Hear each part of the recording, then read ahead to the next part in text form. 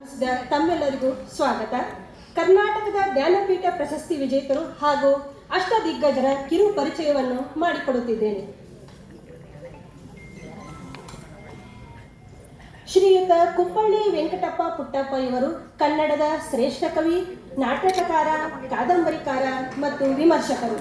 ಕುವೆಂಪು ಇವರಿಗೆ 1967ರಲ್ಲಿ ಮಹಾಕಾವ್ಯ ಶ್ರೀ ರಾಮಾಯಣ ದರ್ಶನಂ ಕೃತಿಗೆ ಜ್ಞಾನಪೀಠ ಪ್ರಶಸ್ತಿ ದೊರಕಿತು. ಇವರ ಪ್ರಮುಖ ಕೃತಿಗಳೆಂದರೆ ಕಾನೂರು ಹೆಗ್ಗಡತಿ ಮತ್ತು ಮಲೆಗಳಲ್ಲಿ ಮದುಮಗಳು, ಕಾದಂಬರಿಗಳು ಇತ್ಯಾದಿ. ಇವರಿಗೆ ರಾಷ್ಟ್ರಕವಿ ಮತ್ತು ಕರ್ನಾಟಕ ರತ್ನ ಬಿರುದುಗಳನ್ನು ನೀಡಿ ಗೌರವಿಸಲಾಗಿದೆ. ಶ್ರೀ ಕೇಂದ್ರ ಸಾಹಿತ್ಯ ಅಕಾಡೆಮಿ ಪ್ರಶಸ್ತಿ ಪಡೆದ ದ.ರಾ. ಬೇಂದ್ರೆ ಇವರಿಗೆ 1973ರಲ್ಲಿ 4 ತಂತಿ ಕವನ ಸಂಕಲನಕ್ಕಾಗಿ ಭಾರತದ ಅತ್ಯುತ್ತಮ ಜ್ಞಾನಪೀಠ ಪ್ರಶಸ್ತಿ ಲಭಿಸಿತು.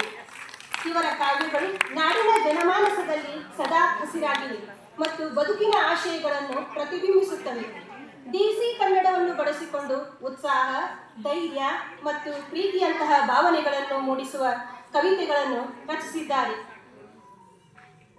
ನೀ ಹಿಂಗ ನೋಡಬೇಡ ನನ್ನ, ನೀ ಹಿಂಗ ನೋಡಿದರೆ ನನ್ನ, ತಿರುಗಿ ನಾ ಹೆಂಗ ನೋಡಲೇ ನಿನ್ನ, ತಿರುಗಿ ನಾ ಹೆಂಗ ನೋಡಲೇ ನಿನ್ನ.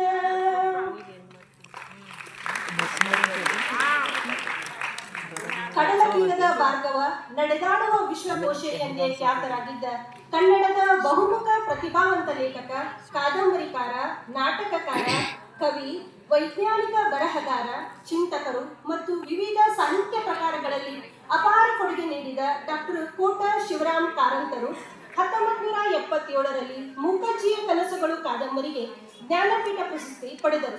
ಆಧುನಿಕ ಮನುಷ್ಯ ಮಾಡಬಹುದಾದಂಥ ಬಹುತೇಕ ಎಲ್ಲ ಸೃಜನಶೀಲ ಚಟುವಟಿಕೆಗಳಲ್ಲಿ ತೊಡಗಿಸಿಕೊಂಡಿದ್ದಾರೆ. ಇವರ ಬದುಕು ಒಂದು ಪ್ರಯೋಗಶಾಲೆ. ಪ್ರಶಸ್ತಿಗಳು: ಜ್ಞಾನಪೀಠ ಪ್ರಶಸ್ತಿ, ಪದ್ಮಭೂಷಣ, ಪಂಪ ಪ್ರಶಸ್ತಿ ಮತ್ತು ಹಲವು ವಿಶ್ವವಿದ್ಯಾಲಯಗಳಿಂದ ಗೌರವ ಡಾಕ್ಟರೇಟ್ಗಳನ್ನು ಪಡೆದಿದ್ದಾರೆ. ಆ ಬಸರಿ ಕಟ್ಟೆಯಲ್ಲಿ ಹುಟ್ಟಿ ಬೂದಿ ಕಟ್ಟೆಯಲ್ಲಿ ಮುಗಿಸುವ ಮೊದಲು ನಾವು ಎದುರಾಳಿಕೊಂಡಿರೋ ಕಟ್ಟೆ ಬದುಕಿನ ಕಟ್ಟೆ ಅಲ್ಲವೇ?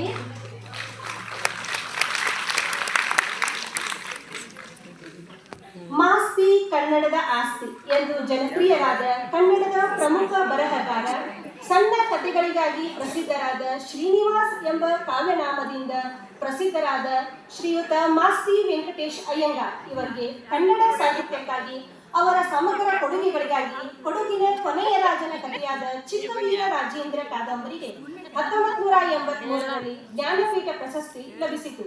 ಇವರಿಗೆ ಮೈಸೂರು ಮಹಾರಾಜರಾದ ನಾಲ್ವಡಿ ಕೃಷ್ಣರಾಜ ಒಡೆಯರ್ ಅವರು ರಾಜ ಸೇವಾಸಕ್ತ ಎಂಬ ಬಿರುದು ನೀಡಿ ಗೌರವಿಸಿದ್ದಾರೆ. ಜೀವನ ಪತ್ರಿಕೆಯ ಸಂಪಾದಕರಾಗಿ ಕನ್ನಡ ಸಾಹಿತ್ಯ ಕ್ಷೇತ್ರದಲ್ಲಿ ಮಹತ್ತರ ಕೊಡುಗೆ ನೀಡಿದ್ದಾರೆ. ಗೌರವ ಪದವಿಗಳು: ಕರ್ನಾಟಕ ಮತ್ತು ಮೈಸೂರು ವಿಶ್ವವಿದ್ಯಾಲಯಗಳಿಂದ ಗೌರವ ಡಾಕ್ಟರೇಟ್ ಪಡೆದಿದ್ದಾರೆ.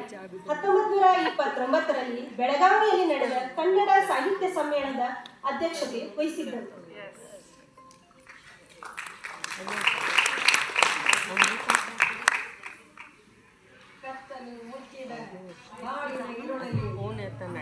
ಕತ್ತಲು ಮುಚ್ಚಿದ ಬಾಳಿನ ಇರುಳಲಿ ಆಸೆಯ ಚಂದ್ರಮನು ಮತ್ತೆ ತನ್ನನು ಬೆಳಕಲಿಸಿರಿ ಕೇಸಿ ಸೋಂಬಿತನವ ಮುತ್ತು ಮಾಣಿಕ್ಯವ ಜೋಳದ ತೆರದಲ್ಲಿ ಹರಿಸಿರಿ ಹೊಳೆಯನ್ನು ಉತ್ತರ ಚಿತ್ತನ ಚೈತ್ರ ಚಕ್ಕರೆ ನೆರೆದಿದೆ ಬಾಳಲ್ಲಿ ನೆರೆದಿದೆ ಬಾಳಲ್ಲಿ ನೆರೆದಿದೆ.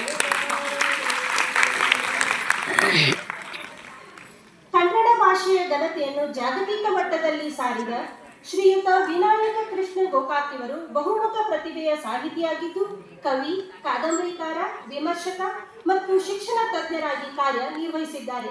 ವಿಕ್ರ ಗೋಕಾಕ್ ಇವರಿಗೆ 1990ರಲ್ಲಿ ಮಹಾಕಾವ್ಯ ಭಾರತ ಸಿಂಧು ರಶ್ಮಿ ಕೃತಿಗೆ ಜ್ಞಾನಪೀಠ ಪ್ರಶಸ್ತಿ ಲಭಿಸಿತು.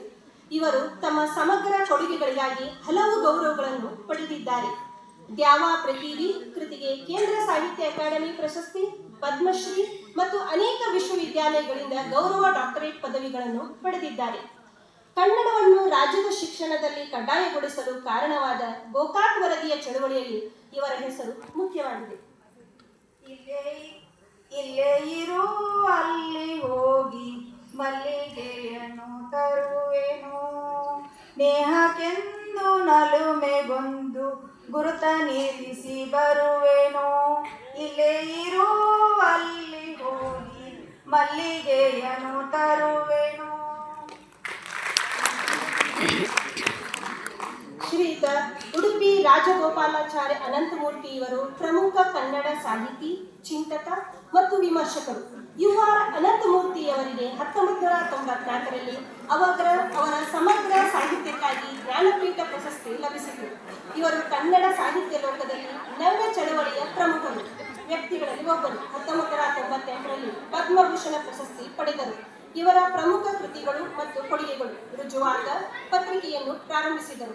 ಪ್ರಜ್ಞೆ ಮತ್ತು ಪರಿಸರ, ಸನ್ನಿವೇಶ, ಸಂಸ್ಕೃತಿ ಮತ್ತು ಅಡಿಗರು ಇವರ ಪ್ರಮುಖ ವಿಮರ್ಶಾ ಮತ್ತು ಚಿಂತನ ಕೃತಿಗಳಲ್ಲಿ ಕೆಲವು. ಕನ್ನಡ ಸಾಹಿತ್ಯ ಸಂಸ್ಕೃತಿಗೆ ಮಹತ್ವದ ಕೊಡುಗೆ ನೀಡಿದ ಅಂತಾರಾಷ್ಟ್ರೀಯ ಮಟ್ಟದ ಬರಹಗಾರ, ರಾಷ್ಟ್ರೀಯವಾದಿ, ರಾಜಕೀಯ ಪಕ್ಷಗಳ ತೀವ್ರ ಟೀಕಾಕಾರ. ನನ್ನ ಭಾಷೆ, ನನ್ನ ಗುರುತು, ನನ್ನ ಕನ್ನಡ ಪ್ರೀತಿಸುವ ಹಕ್ಕನ್ನು ಪ್ರಪಂಚದ ಯಾವ ಶಕ್ತಿಯೂ ಕಿತ್ತುಕೊಳ್ಳಲಾಗದು.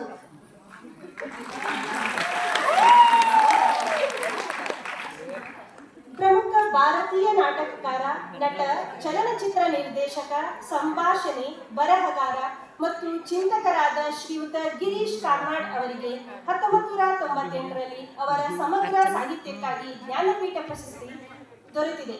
ಯಯಾತಿ, ತಗಲಕ್, ಹಯವದನ ಅವರ ಪ್ರಮುಖ ನಾಟಕಗಳಾಗಿವೆ. ಇವರು ಕನ್ನಡ ಮತ್ತು ಇಂಗ್ಲಿಷ್ ಭಾಷೆಯಲ್ಲಿ ನಾಟಕಗಳನ್ನು ಬರೆದಿದ್ದಾರೆ.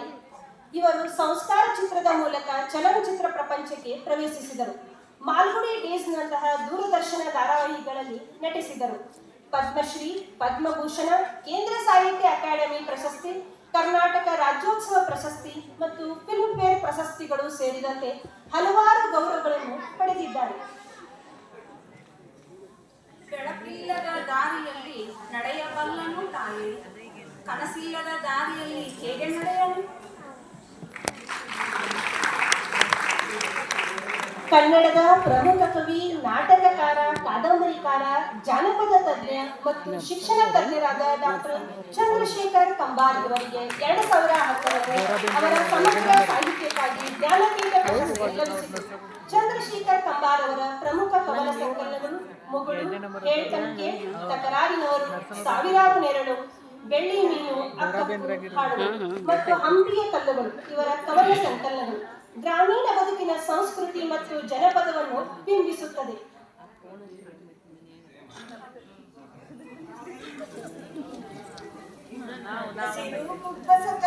ಬಿಸಿಲಿಗೆ ತಲೆ ಬಿಟ್ಟು ಹೊಳೆ ಸಾಲ ದನದಂಗ ನಿಂತಾಳರಿ, ಹೊಳೆ ಸಾಲ ದನದಂಗ ನಿಂತಾಳರಿ, ಕೆಮ್ಮೆ ನೀರಿ ಮಿಂಚು ಬಣ್ಣಗಳು ಉರಿದವ ಕಣ್ಣಾಗ ತೋರ್ಯಾವ ಎಳಚಿಗರ, ಕಣ್ಣಾಗ ತೋರ್ಯಾವ ಎಳಚಿಗರ.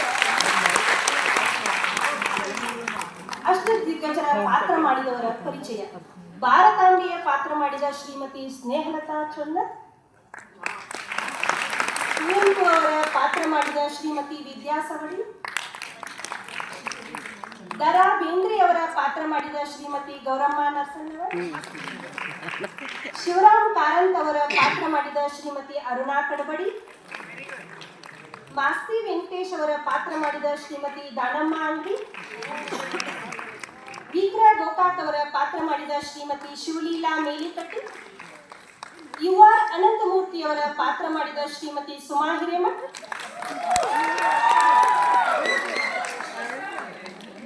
UR ಅನಂತಮೂರ್ತಿ ಅವರ ಪಾತ್ರ ಮಾಡಿದ ಸುಮಾ ಹಿರೇಮಠ್, ಗಿರೀಶ್ ಕಾರ್ನಾಡ್ ಅವರ ಪಾತ್ರ ಮಾಡಿದ ಶ್ರೀಮತಿ ಅರ್ಚನಾ ಬೆಂಡೆ, ಚಂದ್ರಶೇಖರ್ ಕಂಬಾರ್ ಅವರ ಪಾತ್ರ ಮಾಡಿದ ಸುಶೀಲಾ ನಂದ್ಯಪ್ಪನವರ್. ಈ ದಿಗ್ಗಜರ ಕಿರು ಪಾತ್ರ ಅಭಿನಯವನ್ನು ಮಾಡಲು ಮಾರ್ಗದರ್ಶನ ಮಾಡಿದವರು ನಮ್ಮ ನಿಮ್ಮೆಲ್ಲರ ಪ್ರೀತಿಯ ಶ್ರೀಮತಿ ಪೂಜಾ ನಾಯಕ್ ಅಮ್ಮ ಅವರಿಗೆ ಹೃದಯಪೂರ್ವಕ ಧನ್ಯವಾದಗಳು.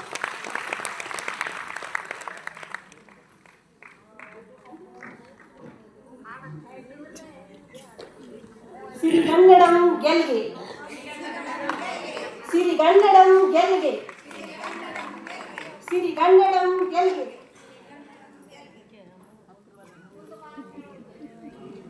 ಜ್ಞಾನಪೀಠ ಪ್ರಶಸ್ತಿ ವಿಜೇತರೆಲ್ಲ ಕಣ್ತುಂಬಿಕೊಂಡು ಬಹಳಷ್ಟು ಸಂತೋಷವಾಯಿತು.